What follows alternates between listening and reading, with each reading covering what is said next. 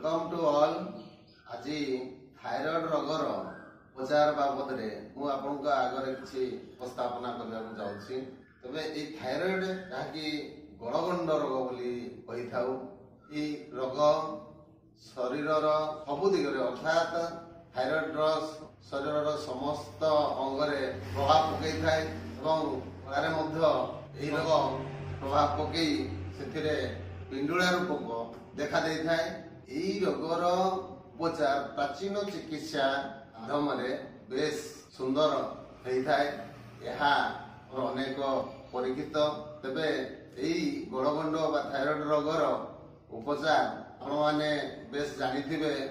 Red एंट जहाँकि काई गाँवलिया भाषा रे कुकुटी बोली कही था। यही काई को अनेक लोग खाद्य रूपे खाई था, आचार करी खाई था। तेबे यार औषधीय व्यवहार रे थायराइड रोगर यथेष्ट उपकारी अच्छी। थे आपणकर थायराइड रही बॉडी फुला रही कि गड़े पिंडुला भली रही तेबे यही गाई रेड एंट जहाँ को कहूँ कुरकुटी बोली गाँवलिया भाषा कही था। तेबे यह शिଳରେ संपूर्ण भाव बाटी दिंतु एवं यही बोटा गोटे कड़क होता है। ये कड़क रस को शरीर संपूर्ण शरीर रे ताकू बड़ी दिंतु अर्थात ताकू मार्जन कर दिंतु।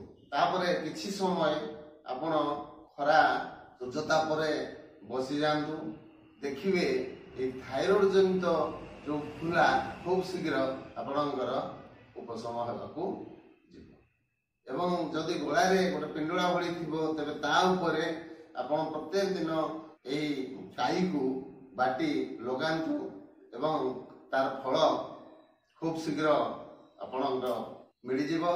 यह अनेक परीक्षित। ये काईर उपकारिता पदरे थायराइड रोग यथेष्ट उपकार करुवा बेले अन्य रोग जहाँकि श्वास रोग यार व्यवहार लाभदायक अटे।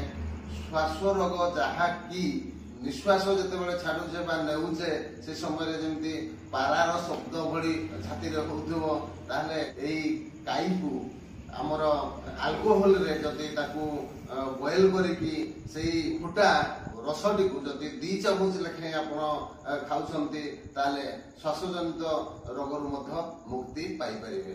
तेबे ई रेड एंट काई बा कुरकुटी को जदि आमे औषध रूपे एभली व्यवहार करिबा ताले यथेष्ट उपकार पाई परिबा। धन्यवाद।